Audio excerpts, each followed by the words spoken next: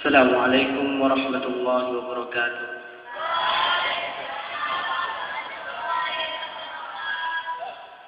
Alhamdulillahi rabbil ardi was sama' alladhi tafarrada bidawamil hayati wal baqa wa hakama ala khalqihi bil mauti wal fana wa khalaqal mauta wal hayata lil ibtila.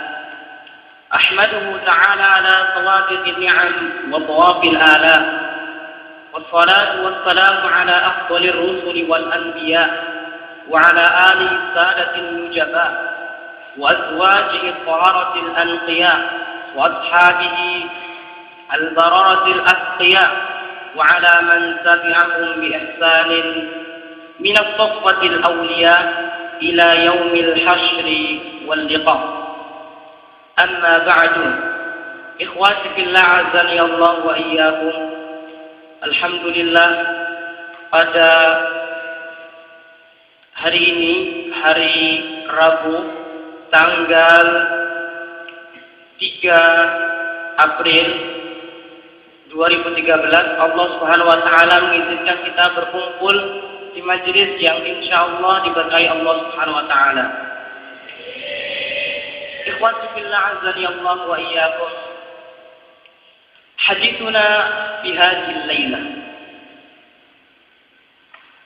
Pembahasan kita pada malam hari ini adalah tentang seorang alim rabbani. Seorang alim rabbani. Seorang ulama yang banyak sekali memberikan curahan ilmu atau perhatian yang sangat besar kepada kaum muslimin, khususnya pada akhir zaman ini. Seorang ulama yang diangkat menjadi anggota Hay'ah Kibaril Ulama. Seorang ulama yang menjadi dosen di Jami'ah Imam Muhammad bin Saud cabang Qasim. Seorang imam ahli sunnah wal jamaah. Seorang imam yang sengaja Allah Subhanahu wa taala keluarkan, Allah utus, Allah bangkitkan sebagai mujaddid di abad sekarang ini. Di abad yang mana kaum muslimin semuanya, kebanyakan dari mereka menyimpang, tidak mengetahui akidah-akidah yang benar, tidak mengetahui tata cara ibadah yang telah dituntunkan oleh Rasulullah sallallahu alaihi wasallam. Ikhwati fillah azani Allah wa iyyakum. Di sebuah kota dari kota-kota Unaiza, Kerajaan Saudi Arabia. Kerajaan Saudi Arabia terdiri dari beberapa provinsi atau daerah. Di antara daerah-daerah di ibu kota di Saudi Arabia terdapat sebuah provinsi yang bernama Qasim. Qasim ibaratnya seperti Jawa Tengah, ikhwati fillah. Di sebuah Qasim, di tempat di daerah Qasim tersebut terbelah-belah atau terpecah-pecah menjadi atau terdiri dari beberapa kota. Kota 1, kota 2, kota 3, kota 4, kota 5 dan seterusnya. Di antara dari satu kota yang terdapat di wilayah Qasim, kalau kita melihat di peta ikhwati fillah, utara, selatan. Ini Riyadh, ibu kota Saudi Arabia. Kemudian Qasim di sini, Qasim di atasnya. Riyadh, ini Qasim. Kemudian jalan ke timur, sampailah ke barat. Sini apa? Makkah Al-Mukarramah. Naik sedikit lagi Madinah. Mafhum? Jadi Qasim itu utaranya apa? Utaranya Riyadh. Di sebuah kota dari sekian kota yang terdapat di Qasim, yaitu yang bernama Kota Unaizah. Kota Unaizah yang terdiri dari beberapa kota dan yang terdiri dari beberapa penduduk, beberapa tempat, beberapa rumah. Di sanalah Allah Subhanahu wa taala sengaja Allah utus, Allah bangkitkan seorang alim yang nantinya akan berperan sebagai pewaris Nabi Muhammad sallallahu alaihi wasallam. Tepatnya pada tahun 1347 Hijriah. Pada tahun 1347 Hijriah dilahirkanlah seorang anak yang dilahirkan di daerah atau di bawah asuhan keluarga yang berilmu. Tepatnya pada waktu itu kebetulan bulan Ramadan. Bulan Ramadan tiba pada tahun 1347 bulan Ramadan. Dan pada tanggal ke-27 Ramadan lahirlah seorang alim tersebut. Dan banyak ikhwati fillah seorang alim yang lahir ketika di bulan Ramadan. Kita ambil contoh di antaranya adalah Imam Nawawi. Imam Nawawi ketika melahirkan uminya di bulan Ramadan. Kemudian Imam Ibnul Jazari, Imam ahli qiraah, ikhwati fillah azani Allah wa iyyakum. Kalau kalian semuanya ingin mengambil qiraah, pasti mengambil perkataannya Imam Ibnul Jazari. Imam Ibnul Jazari dari guru-gurunya sampai ke Rasulullah SAW. Imam Ibnul Jazari inilah adalah pengarang Manzumah Al-Jazariyah. Manzumah untuk membaca qiraah Asim. Hafiz an Asim. Beliau dilahirkan pada bulan Ramadan setelah tarawih. Setelah sholat tarawih ibunya merasa kesakitan. Akhirnya dibawalah si ibu tersebut ke sebuah dukun. Maksudnya dukun bayi. Kemudian dikeluarkanlah. Tatkala setelah itu beberapa hari kemudian keluar ada cahaya yang keluar dari rumahnya. Rumahnya. Jadi rumahnya Ibnul Jazari keluarlah sinar dari dalam rumah keluar. Kemudian terdapat sesuatu yang menakjubkan. Akhirnya setelah itu orang tuanya berdoa kepada Allah Subhanahu wa taala dan Allah kabulkan doanya. Akhirnya beliau menjadi seorang ulama di dalam qiraah dan beliau adalah murid dari sekian murid Ibnu Katsir.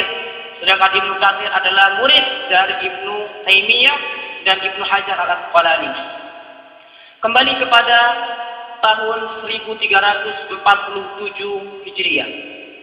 Dilahirkanlah seorang anak pada tanggal 27 Ramadan. Dilahirkan terus di bawah asuhan wilayah berilmu. Bapaknya seorang alim, kakeknya seorang alim, seorang ulama semuanya. Lahirlah seorang anak tersebut. Kemudian hari demi hari, bulan demi bulan, bahkan tahun demi tahun terus berganti sampai pada akhirnya anak tersebut keluar. Anak tersebut tumbuh mulai bertahun-tahun yang sebelumnya diberi nama oleh Muhammad bin Saleh bin Muhammad bin Sulaiman bin Abdurrahman bin Utsman Al-Wahibi At-Tamimi. Dengan sebutan terkenal adalah Utsaimin, nisbat kepada kakeknya. Jadi ikhwati fillah kebanyakan orang Arab itu nisbatnya kepada kakek-kakeknya. Padahal jarak Syekh Muhammad bin Saleh bin Muhammad bin Sulaiman bin Abdurrahman bin Utsaimin. Asalnya adalah namanya Utsman. Kemudian ditazkir dan terkenal dengan tazkirannya disebut Utsaimin. Asalnya Ibnu Utsman, tapi ditafsir seperti apa? Utsaimin. Seperti Salman, Sulaiman. Mafhum? Kemudian anak tersebut terlihat kecerdasan yang tampak, kecerdasan yang dia tampakkan kepada teman-temannya, dan kecerdasan yang dirasakan oleh para gurunya. Jadi guru-gurunya sudah merasakan kecerdasan seorang anak tersebut yang bernama Utsaimin. Setiap pagi ikhwati fillah, pada waktu itu berpapasan dengan kebetulan yang menjadi qadhi Unaizah yang bernama adalah Syekh Ibnu Mani'. Di qadhi. Jadi setiap tempat Saudi Arabia itu di sana ada qadhinya ikhwati fillah. Ada qadhi Unaizah. Kemudian ada qadhi ini, qadhi. Tugasnya apa qadhi? Tugasnya apa? Ya mempersatukan kaum muslimin, mengurusi kegiatan-kegiatan kaum muslimin, kemudian siapa yang melanggar syariat Islam, begini. Itulah yang dilakukan di Saudi Arabia. Syekh Ibnu Mani' mempunyai perpustakaan.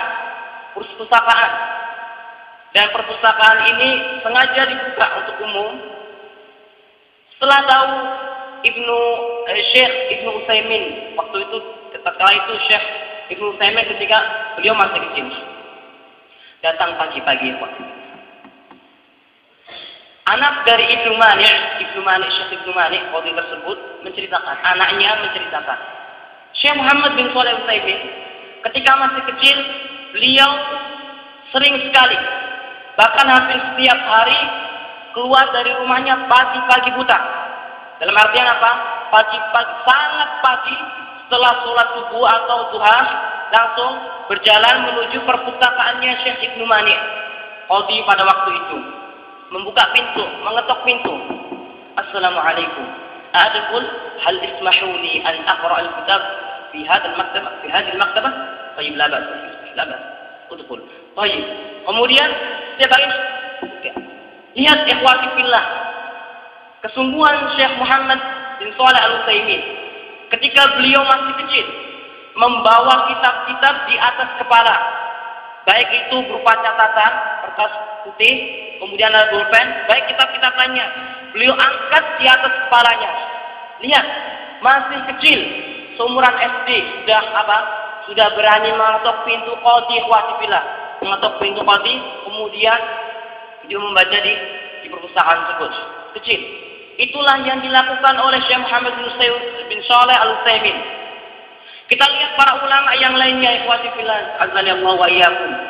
Banyak para ulama ketika mereka masih kecil sudah Allah ilhami mereka. Ketika mereka masih kecil, Allah ilhami mereka, Allah tanamkan kecintaan ilmu kepada mereka, sehingga mulai dari kecil mereka menuntut ilmu. Sehingga ada pepatah menuntut ilmu pada waktu kecil bagaikan mengukir di atas batu. Menuntut ilmu ketika sudah tua bagaikan mengukir di atas air. Sehingga muncullah pepatah begitu. Lihat kita Imam Nawawi, pengarang kitab Arba'in An-Nawawiyah, Riyadhus Shalihin. Kitabnya sangat terkenal. Kalian tidak akan dapat satu masjid, insya Allah pasti ada kitab Arba'in Nawawiyah atau Riyadhus Shalihin. Kebanyakan rata. Kenapa? Karena kita husnudzon. Mungkin dengan sebab ikhlasan Imam Nawawi untuk mengarang sebuah kitab ikhwati fillah. Dan Imam Nawawi, beliau tidak diberikan umur panjang seperti ulama lain. Imam Nawawi belum menikah ikhwati fillah, tapi Allah Subhanahu wa taala sudah cabut.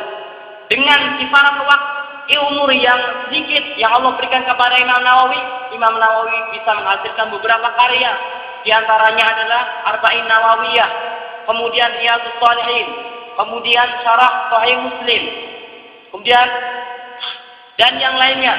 Banyak sekali karangan-karangan Imam Nawawi dan sekarang tersebar di seluruh penjuru dunia. Yang paling terkenal adalah Imam Arba'in Nawawi atau Riyadhus Shalihin. Pasti. Kita lihat sejarah Imam Nawawi ketika masih kecil. Apa yang beliau lakukan? Apakah beliau bermain seperti anak-anak yang lain? Tidak, ikhwati fillah azanillahu wa iyyakum. Sampai dikisahkan ketika Imam Nawawi masih kecil, diajak main oleh teman-temannya sebaya, masih SD. Dilihat ajak main, ayo kita main kelereng atau apa yang di Saudi Arabia. Kita main permainan yang ada waktu kala itu. Tetapi khawatirlah apa yang dilakukan Imam Nawawi. Apakah Imam Nawawi mengabulkan permintaan teman-temannya untuk bermain, menghabiskan waktunya? Tidak, ikhwatibillah azani Allah wa iyyakum. Ternyata Imam Nawawi apa?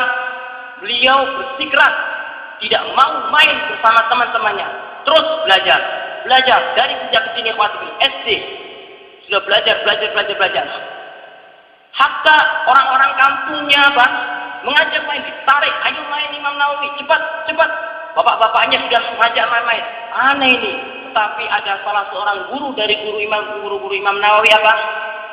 Mengetahui ketika beliau masih kecil, berbeda dengan anak-anak yang lainnya, akhirnya seorang guru tersebut apa? Mencurahkan segenap perhatiannya untuk mendidik beliau. Hari demi hari, tahun demi tahun terus dididik sama seorang guru tersebut. Akhirnya beliau menjadi alim ikhwati billah azani Allah wa iyyakum. Beliau menjadi seorang ulama mazhab Syafi'i. Ikhwati billah azani Allah wa iyyakum. Kembali lagi kepada Syekh Muhammad bin Shalih Al-Utsaimin. Mengetuk pintu. Beliau duduk di pagi hari menjelang zuhur atau mendengar azan zuhur, baru beliau keluar dari perpustakaan Syekh Ibnu Malik.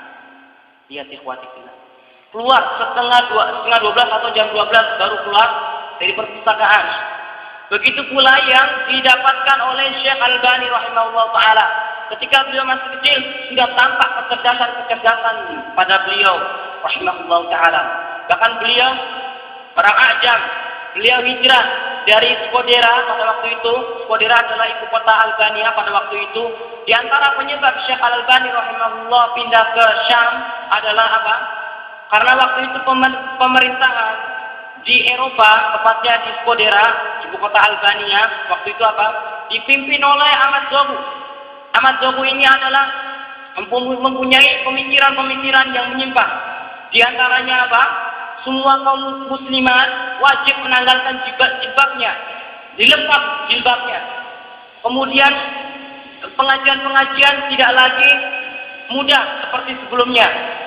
Akhirnya ayah Syekh Al-Albani, yaitu Nuh bin Adam An-Najati, beliau adalah ulama terkenal dari mazhab Hanafiyah, Abu Hanifah karena beliau lulusan dari mana?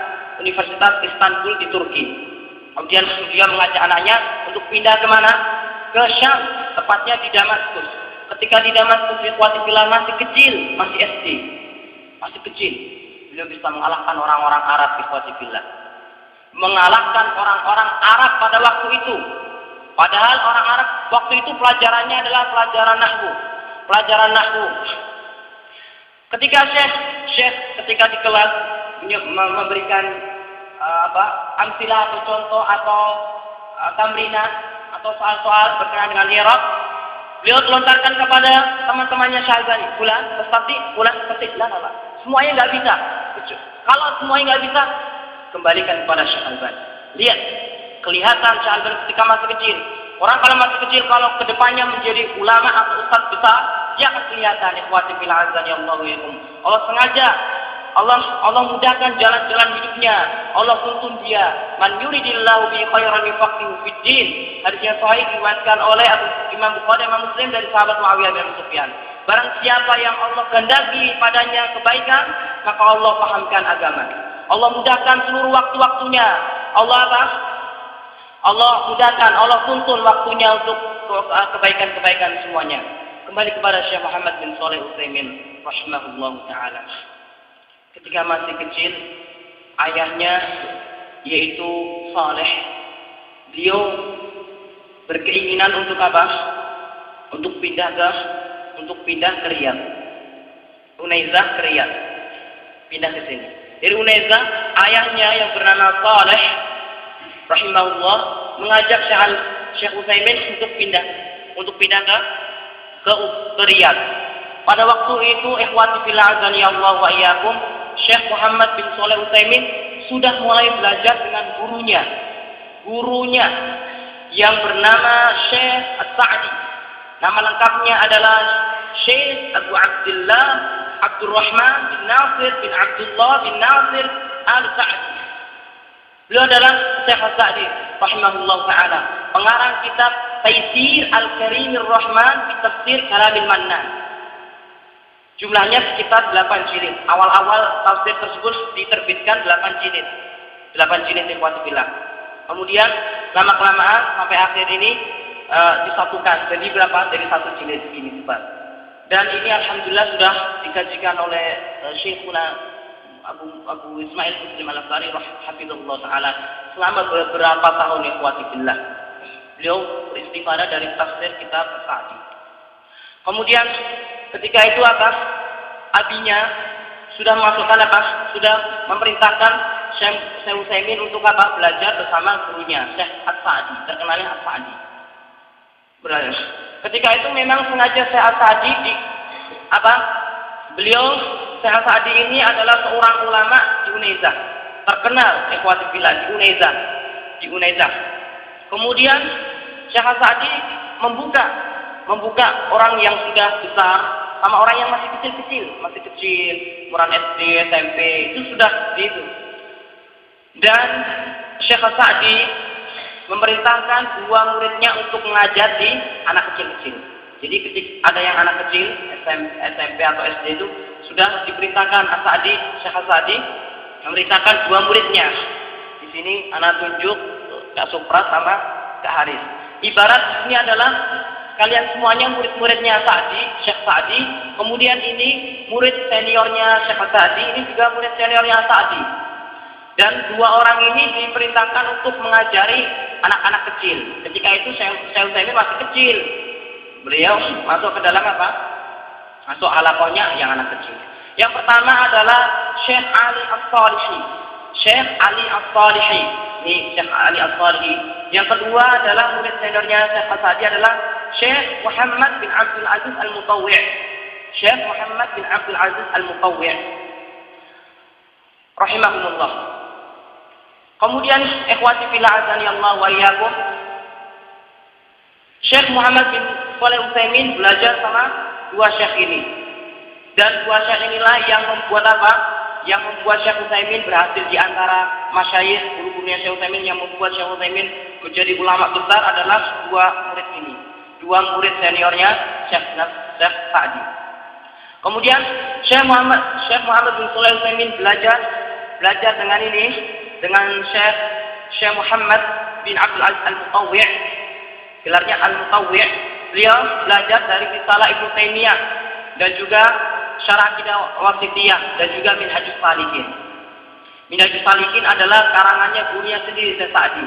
Jadi Syekh Sa'di beliau mengarang sebuah kitab Minhajus Salikin, di maktabah ada. Minhajus Salikin kurang lebih tebelnya segini. Minhajus Salikin beliau mengarang satu kitab ini Syekh Utsaimin belajar sama kitabnya ini, tapi sama muridnya. Setelah selesai kelihatan menonjol, baru akhirnya diizinkan masuk ke dalam halakohnya Syekh Sa'di. Masuk ke dalam Syekh Sa'di. Ibarat Syekh Sa'di. Kemudian sampailah kabar ini ke telinga Syekh Abu Abdullah Abdurrahman bin Nasir Al-Sa'di. Sampailah kabar perpindahan Syekh Muhammad bin Shalih Utsaimin dari Unaiza ke menuju Riyadh.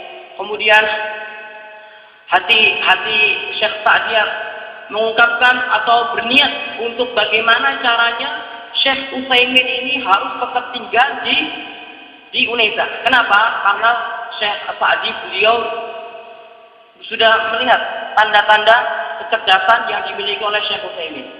Beliau hafal Quran 6 bulan. 6 bulan ketika masih kecil beliau sudah hafal Quran 6 bulan ikhwati fillah. Dan beliau menghafal matan kitab tauhid, kemudian matan yang lainnya beliau sudah hafal ketika masih kecil. Kemudian terlihatlah kecerdasan yang dimiliki oleh Syekh Utsaimin. Akhirnya Syekh Sa'di menulis sebuah surat untuk Untuk ayahanda Syekh Ibnu Utsaimin rahimahullah taala. Ditulislah sebuah risalah yang berbunyi inna hadza la yumkinu nuridu Muhammadan an yamkuta huna hatta yastafid. Inna hadza la yumkinu nuridu Muhammadan an yamkuta huna hatta yastafida. Ini saya berpendapat bahwasannya selayaknya Ibnu Utsaimin tetap tinggal di Unaizah, sampai beliau beristifadah dari ulama-ulama Unaizah. Akhirnya dikabulkan sama ayahnya, tetap tinggal di mana? Di Unaizah sampai besar. Kemudian setelah besar berlalulah umur, tingkat SD sudah, SMP sudah, SMA sudah. Pada umur beliau Syekh Utsaimin yang umur ke-23, beliau ditunjuk sebagai pengajar Masjid Jami Al-Kabir Unaizah.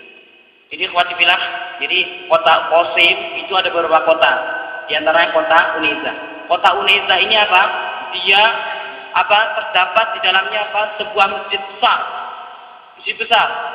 besar yang beri nama Masjid Al-Jami' Al-Kabir. Jami' Al-Kabir. Umur 23 ikhwati billah sudah mengisi di kajian di masjid. Dan gurunya tetap ngajar. Jadi istilahnya bergantian.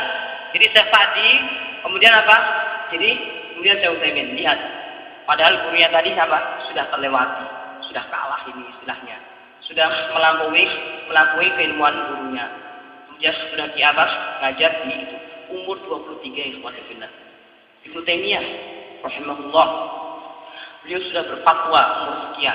Sebelum umur 20 tahun sudah berfatwa ikhwati fillah. Lihat. Kalian tahu kecerdasannya Syekhul Islam Ibnu Taimiyah? Ibnu Taimiyah sekali baca hafal ikhwati fillah. Suatu ketika tersebarlah berita di Damaskus akan kecerdasan seorang anak SD. Datanglah seorang syekh, orang ulama datang ke tempatnya Ibnu Taimiyah. Dia datang, ada tempat tukang jahit, mengatakan, syekh tersebut berkata kepada tukang jahit, saya mendengar kabar begini bahwasanya di kota ini terdapat anak kecil yang hafal begini. Kemudian kata seorang penjahit, memang benar. Yang benar. Bagaimana biar saya bisa bertemu dengan dia? Kata syekh tersebut. Mungkin Anda berhenti, duduk di sini sebentar. Mungkin sebentar lagi anak tersebut akan datang. Kemudian jarak beberapa menit datanglah anak tersebut, Syekhul Islam Taimiyah. Kecil, orang yang kecil. Kemudian membawa papan tulis di papan begini, bukunya bawa sambil bawa tas. Datang tuh. Sampai datang itu dipanggil sama si syekh tersebut. Dipanggil, kemudian dilihat begini, dikasih perkenalan begini, sampai akhirnya syekh tersebut, syekh yang dari luar kota tadi menulis beberapa hadis di papan tulisnya Syekhul Islam Taimiyah, beberapa hadis, kemudian baru disuruh baca Ibnu Taimiyah, baru setelah itu dibaca sekali sampai Ibnu Taimiyah langsung hafal. Subhanallah. Makanya kalian tidak akan mendapati sebuah kitab kecuali terdapat di sana Ibnu Taimiyah. Baik di fikih pasti ada Ibnu Taimiyah. Ya tentunya ini yang ahli sunnah wal jamaah ya. Kemudian akidah pasti Ibnu Taimiyah. Terus Ibnu Taimiyah. Karena beliau itu menguasai beberapa kitab ikhwati billah. Beliau mengetahui rawi ini hafal kitabnya di sini, halaman sekian. Kemudian namanya fulan yang mengatakan begini. Beliau hafal kutub tis'ah. Beliau hafal musnad Imam Ahmad. Beliau begini sampai jumlah fatwa Syekhul Islam Taimiyah berkisaran 38 jilid. Perhatikan, 38 jilid ikhwati billah. Majmu' fatwa Syekh Ibnu Taimiyah 24. Ibnu Taimiyah 38 atau 37 ikhwati billah. Allah wa iyyakum. Kemudian kembalikan kepada Syekh Muhammad bin Shalih Al-Utsaimin, kita titik beratkan pada waktu itu terakhir pembahasan kita adalah Syekh Utsaimin ketika umur 23 beliau menjadi Masjid Jami' Al-Kabir. Hada wabillahi taufik. Amfi soal. La syai. Gimana rasanya, bagaimana? Enak enggak? Ya karena cerita. Coba kalian kalau akidah hadis pasti murung dah. Memang kisah itu, kadang kisah itu melembutkan hati yang kuat keras. Hati yang keras, banyak kan membaca kisah-kisah yang lembut-lembut. Insyaallah akan bisa terobati. Wabillahi taufiq wa sallallahu ala nabiyyina Muhammad wa ala alihi wa sahbihi wa man tabi'ahum bi ihsan ila yaumil din. Wallahu ta'ala alam. Wassalamu alaikum warahmatullahi wabarakatuh.